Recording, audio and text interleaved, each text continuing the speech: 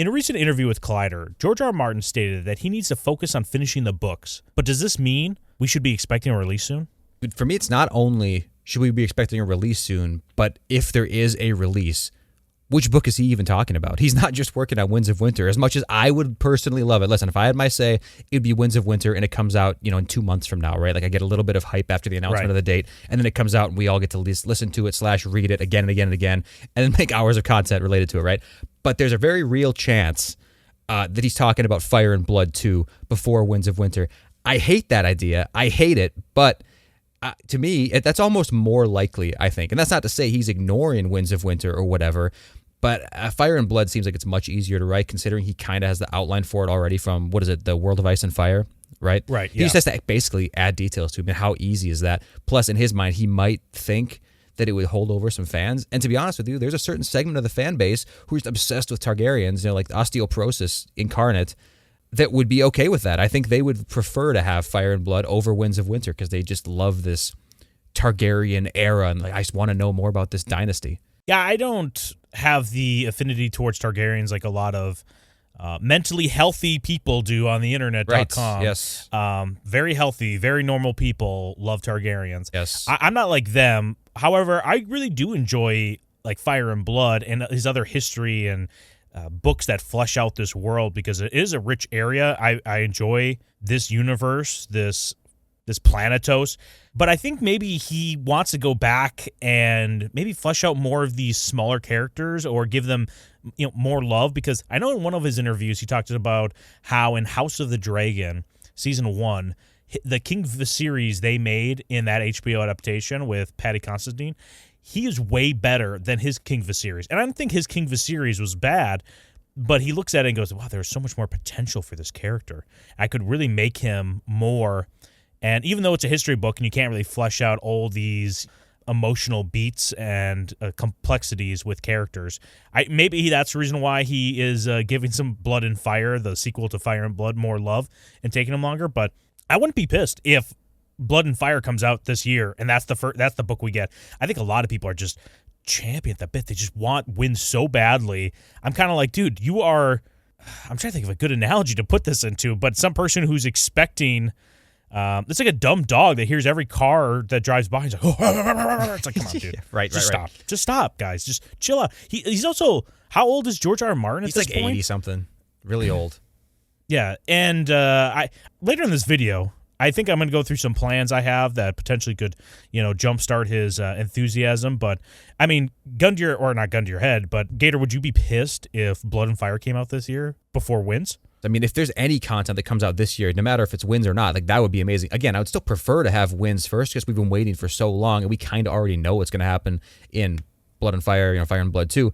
But it would definitely still satisfy me or hold me over to that point because, dude, Fire and Blood, like you said, the way it's written as like this historical account, it's great. It's super entertaining. He's a great writer no matter what. And as far as the whole Paddy Considine as King Viserys goes, man, that's just kind of like a push and pull situation you have to deal with. That's the trade-off with having an adaptation of your book made that kind of butchers every other aspect. It's like, okay, yeah, great. I'm glad I got like this one shining turd, you know what I mean? Amongst this pile of overall shit. Not that House of the Dragon was completely trash. I'm kind of exaggerating there. I was still entertained by House of the Dragon. I'll still watch every season of it. It's a decent show. But how many aspects of Fire and Blood were made worse, if not ruined? Like Blood and Cheese. Look at that whole situation. It was just not good, right? So yeah, it's like, okay, I'm glad that there's this one thing, King Viserys coming into the mix. But are you really willing to, like, let's say, bring in some co-writers or like somebody who has significant influence on your story to potentially make a character better because you can't see it right away? You kind of need to see it materialize. I don't know. Just I'm not a big fan of the collaborative efforts when it comes to this kind of art, like books. So I agree that this might be a reason why he's taking so much extra time to like give these lesser characters a little more room to grow. Because listen, he's a gardener, right? That's what he does best. But I don't want it to turn into one of these things where it's like how he was when he was writing Feast and Dance way back in like the 2000s, where he's kind of like trying to work on multiple books at the same time. Like even right now, I'm sure he's not just working on Winds of Winter and Blood and Fire. He's probably working on Dream of Spring as well. How many chapters does he actually have written for books beyond what he's working on now? And it just sucks because that mental energy could be put into writing, for example, Winds. But at the same time, maybe it's more beneficial to like have his end point written out, you know, so that he can then fill in the gaps with these newer chapters. You know what I'm saying? It's just, there's so many different ways to go at it. I think it's also an unrealistic expectation for people to look at George R. R. Martin and say, hey, based on the trajectory you had earlier in your career to this point, it's like, oh, wow, these books were coming out very rapidly, and now they're taking longer and longer.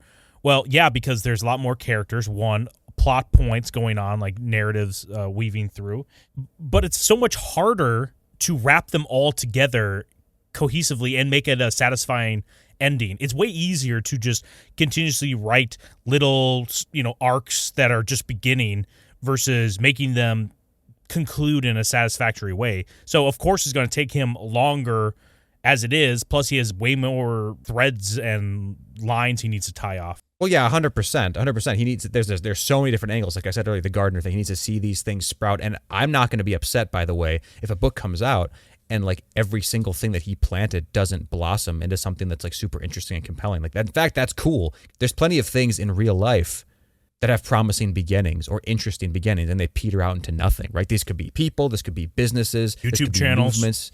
Oh, dude, yeah, YouTube channels. We know a thing or two about that.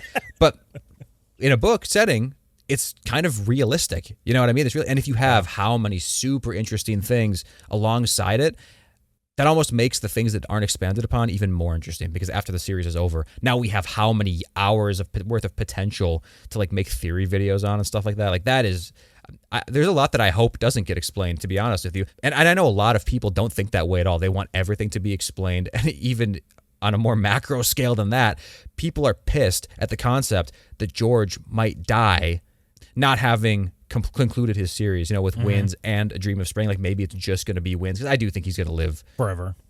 Listen, man, nothing would make me happier. Honestly, okay, listen, I would accept another 5 full year delay on any book coming out if I heard tomorrow that George was going to get on like hardcore like keto diet, right? Like he's on like lean beef and like a whole bottle of fish oil, omega-3s, high potency, super pure every single day. That's his diet. I'd be like, dude, this guy is about to drop like 200 and he's going to live to be 120. And that is amazing. I would love to have him live a long ass time. Unfortunately, he's probably going to die in a diabetic coma in the next 10 years. And I hope to God that Winds of Winter is out before then. But if it is not, I have faith that he'll probably see his death coming and at least do us fans a favor and release whatever he has existing. You know what I mean? That would be the only situation that I can conceive where I would be like pissed off at George. Like, hey, why didn't you give me what I wanted? It's like, yeah, if you know you're going to die imminently and you don't put out at least something that you have already written, like that's BS, man. Just that's the only way. It's the only situation where I'm anti-George. I was going to say towards the end of this video about maybe we should get him on like a trend cycle or, get some. Oh, dude, yes. Get some testosterone pumping in that very plush body of his. He would feel great. He would feel great. He probably would want to write. If anything, he might be like, you know what? I watched this YouTube channel talking about In Defense of Greg, and it's got me thinking. This guy isn't too bad. Gregor Clegane spinoff, dude. Oh, dude, the origin of the tragedy of Gregor Clegane. So I got 2 bigger questions, but the first one is, would you be okay? And it sounds like you kind of are okay with this, but I just want to confirm. Would you be okay with another 5-year delay if the book is really good, or would you just take it now and it's okay? I'd rather wait for sure. In fact, again, like I told you before, I don't even need the series to finish. I'd rather have Winds be super, super satisfying, and then we never get a conclusion to the story. Yeah. That's almost my ideal situation. I think there's some aspects where I'm okay with not getting the full ending just because, like, I don't know how they would be able to satisfy my expectations. So if you just gave me plot points, like, yeah, George dies after releasing Winds, which is like a masterpiece, let's just pretend, and then Dream of Spring, we just get this outline, or maybe somebody else releases it and we go, yeah, that wasn't exactly George's vision though, right? Kind of like Star Wars, where we're like, yeah, this isn't George Lucas's vision, so seeing all this stuff, I can headcanon it out so easily, comparing this to Star Wars, wouldn't you rather have waited Star Wars? I think Star Wars started coming out, what year was that? When was the Force Awakens? 77, right? Okay, 2015. Yeah. The Force Awakens, 2015? 2015, yeah. Wouldn't you have rather waited 10 years for them to like figure out what they want to do with Star Wars and now release a Star Wars movie versus what we got the last 10 years of Disney Star Wars, except Andor? Oh yeah. Well, I see. That's the thing too, man. It's like if Andor is representative of the Star Wars we could have gotten after 10 years, then yeah, I completely agree with you. But I mean, who knows? Maybe without like the punishment that Disney has received, like as a result of these movies coming out, maybe it would have just still been this way or whatever. I mean, maybe never would have had something like Andor. So, yeah, I know what you mean though. I definitely would take the delay and potentially have something positive. And the reason why I say that I would be fine with only having wins and not even a Dream of Spring potentially, I'd be okay with that. Obviously, I want Dream of Spring. Like I would crave to know the end of the story. But if it didn't happen, it's almost the best of all worlds because one, we are now officially deviating from the TV show, so that is no longer like the default ending. If George died right now, nothing ever came out, a lot of people would take a lot of things from the show to be the default ending. But if Winds of Winter comes out and you have a ton of different stuff like Stannis maybe not dying, in the war at the Boltons, stuff like that, it's like, oh, okay, we are on a totally different trajectory here. Like this ending is totally different. And even though we're not going to know the actual specific ending from Dream of Spring because George is dead, we can fill in the blanks now. And it's just a way more interesting topic than if just the show existed. And arguably if Dream of Spring came out as well. So also comment down below how long you guys would be willing to wait for you to receive a great Winds of Winter. Like just that, whatever your high expectation is, put that in your head and then ask yourself how long you would wait to then end up getting that version of it in the future. Would you wait 5 years, 10 years, 20 years? I mean, God willing, we're not going to be dead in the next 20 years, but I'm willing to wait 10 years for a great book. Like versus getting it now and just being like, it's whatever. Yeah, it's not that good. Just like I would have wished if Game of Thrones could have been longer and they could have pushed back even a season or two, like of just nothing airing. And I think that's what we were kind of hoping for House of the Dragon to like kind of get their shit together and maybe course correct, but that's probably not the case.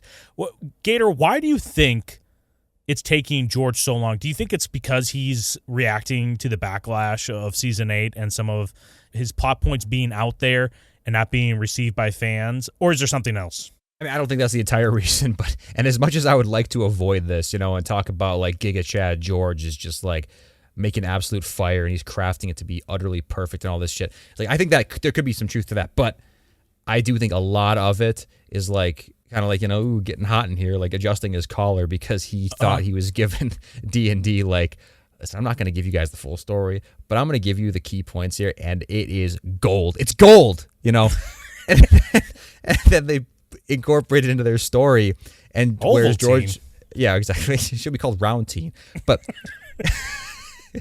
his mindset probably was something like, with this information and based on how the show has gone so far, there's no way they could screw it up. Like these are pretty good plot points. Like I think this makes a lot of sense. It's gonna work.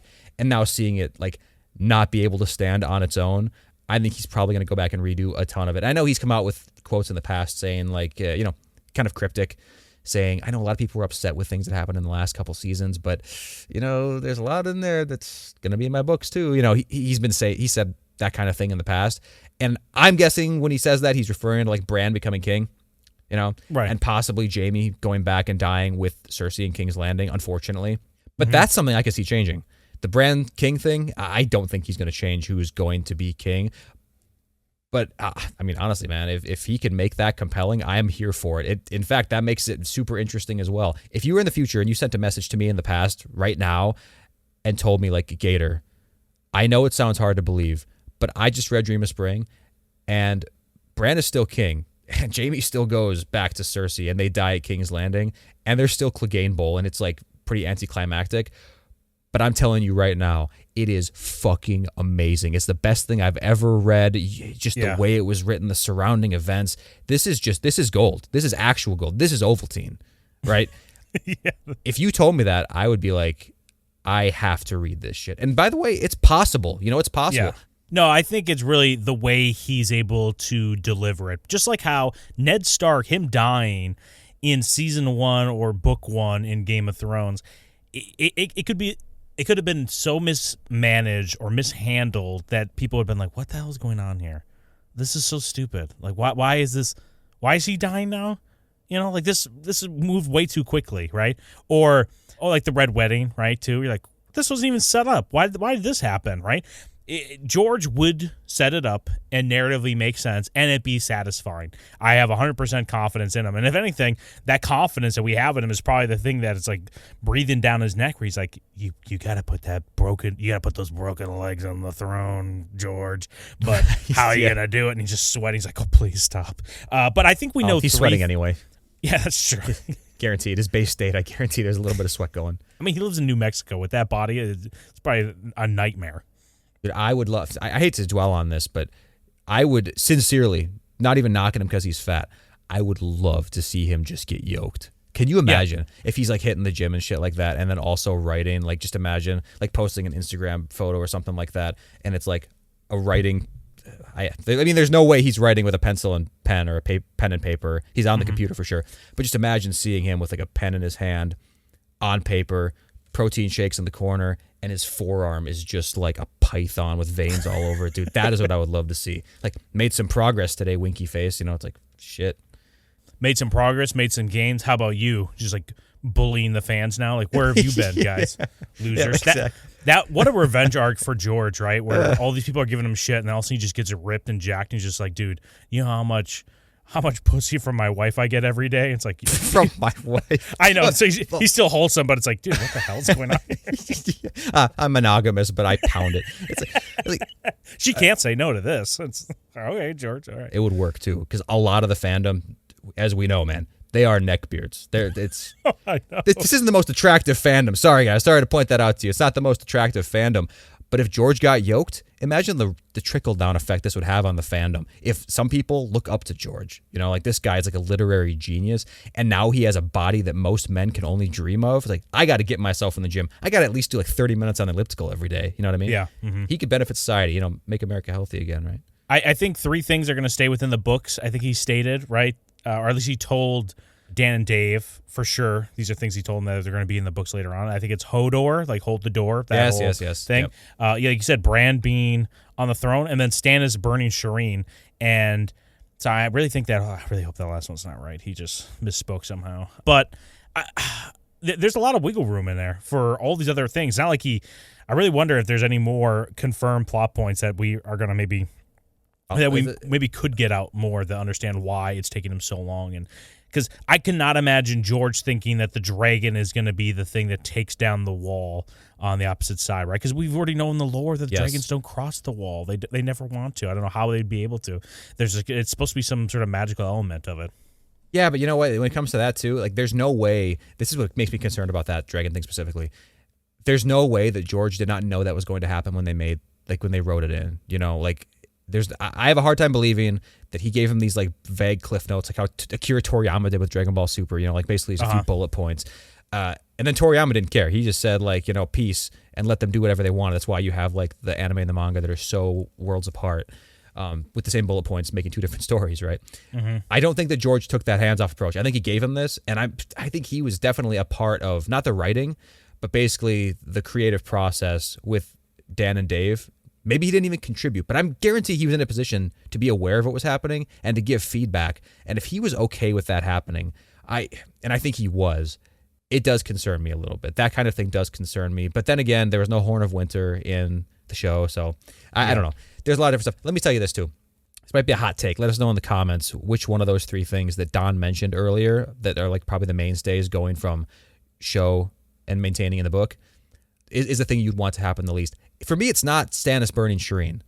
I don't think that it's the worst thing for that to happen. We've talked about this before, but if you convey it in the correct way, and Stannis truly does believe that in order for him to save the world, you know, he needs to do this. If they make it about power and he's like needs to be king because he deserves the throne, obviously that's bullshit. But if he believes that he is saving the world and this is the only way to do it, and he's actually legitimately deceived, I think that's extremely compelling. The thing that I don't want to happen most of all is the Hodor thing in the way they do it. I hate time loops. I hate causality loops. So you just don't like it because it's time travel stuff in there? Yeah, I do. And honestly, too, I also hate that it's just like a shortening of hold the door. Like it's like a pun on hold the door, hold the door, hold the door, hold door, hold door, hold door. I didn't believe it when it came out in the show. I know I'm in the minority, all right? Yeah. Strike me down, throw me on the ground and piss on me, everybody, all right? Because I've been a bad boy. But I was never a fan of that. Yeah, I'm probably gonna do that too, but probably not in that order though. And not for that reason. Yeah, I don't know if I don't like. I don't mind the whole the Hodor, the time loop stuff. I don't mind it as long as it's set up properly and it makes sense. Like there's a theory that Bran is the one speaking to the Mad King, you know, like burn them all and stuff like that. And maybe either that could be Bloodraven or Bran. That doesn't bother me at all. I don't think that's weird or it's like, oh, I hate that. But I do know that George likes writing science fiction. So whenever this story feels in any way more of a science fiction story, I think that's just his natural maybe writing style or just like the way he likes telling stories anyways. It doesn't bother me too much. What bothers me more about the Hodor aspect is that once he says Hodor enough times that they just kind of break down and just eventually call him Hodor, even though he has a name and it's Walder or Willis in the TV show. Yes. He has a name. Why would we stop calling him that? Did he just bully you into? We have a whole video on this. Go ahead, check that out later. But you're right. It makes no sense. That's why it just seems so retroactive. You know, it's just like there's no way this was thought of to begin with. And Hodor, I know he's a fan favorite character for some unknown reason, but he just doesn't need to be made into something super pivotal. In my opinion, it just doesn't need to happen. It's one of these situations, and George rarely does this. By the way, he's actually one of the best writers for this. Not everything needs to be tied in with itself. It's like the exact opposite of what Disney Star Wars does, or like everyone just bumps into each other. The smallest galaxy. It's always on Tatooine. Universe. Yeah, 200,000 populated star systems, and somehow they just keep bumping shoulders on Tatooine. I think I need to make, or like I guess you can be a part of this video too, Gator, if you want to. But here we go. I want to make a video where or at least I will be defending George and just telling everyone, like, dude, everyone needs to chill out. Because when enough people will get mad at George, and you just kind of have to think to yourself, why are you getting so upset about this? Like, an old man in his 70s who's finally made it big, and the last 10 years of his life has been literally the peak of it, and he's so old now, it just kind of sucks. And right as he's peaking and trying to take advantage of everything and all of his fame and fortune, everyone's like, yeah, you got to finish this, though. It's like, dude, it's like trying to finish your homework after you basically won or you're like on a playoff run with your football team, right? You're like, dude, but there's something like way bigger and more fun over here than me finishing my homework. It's like, I just want to do this instead. It's like, it's just so hard. And just give him a break. I doubt anybody critiquing him. I guess I would take criticism from people who have been in the same situation and actually completed it, but no one has been in the same situation as George to actually give him criticism. And plus, the weight of him finishing this is so big too, because if this flops, like, dude, we think season 8's bad. I think it's gonna be worse for the fandom, the people that actually love him the most. But will, because there's this hope, we all have hope that it could be better, and if it doesn't get better, then yeah, now we're really screwed. Now the actual story is tarnished. That's the problem with Star Wars. That's the problem with a ton of different franchises in fandom, in popular fandom. And I completely agree with you. I think that it's unreasonable to be pissed at George. Like I said earlier, the only way I'd be pissed at that fat bastard is if he's on his deathbed for like 6 months. He knows he's going to die. The whole world knows he's going to die, and he just decides to say, no, I'm not going to release anything. I just don't want to. I think that my work needs to be completed as I see fit for the fans to get anything. But dude, there's literally a 0% chance of that happening, considering he releases like sample chapters all the time. Thankfully, he's never going to die, so we'll never even have to know if that's going to happen or not. Hey, thanks for watching this video. Be sure to subscribe if you want to see more content like this, and smash that like button. Or not. We don't care.